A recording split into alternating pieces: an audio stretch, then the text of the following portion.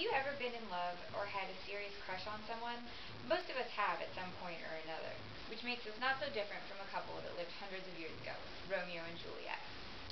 These two lovebirds were so crazy about each other that they were willing to defy their parents and go behind their backs and get married secretly. Of course, Romeo and Juliet were just teenagers when they did this, so they required the help of a third party. This person was Friar Laurence. Without his help, the two may never have been married, but they may very well have lived. Although there were many circumstances that may have led to the young couple's demise, research suggests that what ultimately sealed their fate was the negligent behavior of Friar Laurence, specifically his political naivety, lack of insight, and disbursement of the sleeping potion. Okay, so Romeo and Juliet come from two very wealthy aristocratic families in Verona, the Montagues and Capulets. These two families have been feuding for so long that nobody seems to remember what triggered it in the first place. At the point when Romeo and Juliet meet at the Capulet ball, they have no idea that they are from opposing sides and have fallen in love at first sight. They make plans to marry despite the fact that Juliet is already engaged to somebody else, County Paris, and they ask the friar to help them. The friar is reluctant at first, but eventually concedes, realizing he has an opportunity to unite the quarreling households through this marriage. In an article titled Pious Princes and Red-Hot Lovers by Weinberger, there is mention of the friar's obsession with the notion of absolute peace within the walls of Verona. The truth is, he mainly interacts with the aristocratic class and is therefore unaware that this sense of unrest only affects them, not the lower social classes, let alone Verona as a whole.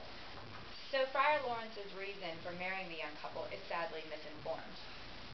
Once the marriage has taken place, things quickly began to unravel. Mercutio and Tybalt of the Montague and Capulet factions respectively are dead within hours of each other, resulting in the banishment of Romeo. At this point, things start to move quickly, so I'd like to present my poster with a timeline.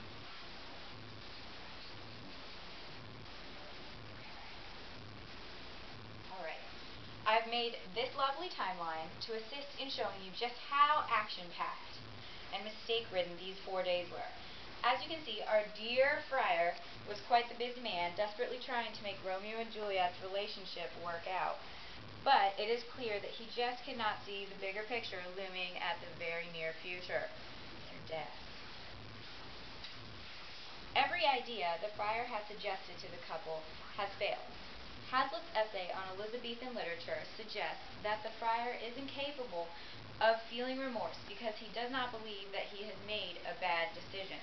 Of course, as soon as things go wrong, he begins to question himself, but rather than stop, he blindly forges ahead. The friar really puts his foot in it when he recommends Juliet ingest a sleeping potion. The reason for the sleeping potion? Well, Romeo is banished, and Juliet's parents still want her to marry County Paris, and Juliet would rather kill herself than betray Romeo. This seems to be the pivotal point in the story on which the fate of Romeo and Juliet's future lies. Let's take another look at the timeline. Okay. The friar's latest plan fails for several reasons. The letter never reaching Romeo and Mantua due to a plague and a stroke of very bad luck, and the friar abandons Juliet in the tomb with no explanation of what has occurred since she has taken the potion 3 days prior. He acts like a coward. In the end, after their deaths and everything has come to a close, the friar admits to his faults, and the families are brought together by the mutual loss of their children. But between the sleeping potion, secret marriages, and general lack of knowledge of basic politics, it is clear that Romeo and Juliet just did not stand a chance. They were up against enormous odds from the beginning, and the friar's meddling did nothing to help their situation. I believe their love story has endured because it is so timeless. Their problems are very relatable to any relationship today, though not quite so dramatic. Any questions? If Romeo and Juliet were so in love as they claim to have been, why didn't they just hold a meeting with their two families and explain the situation? Well, that seems like the sensible thing to do, doesn't it?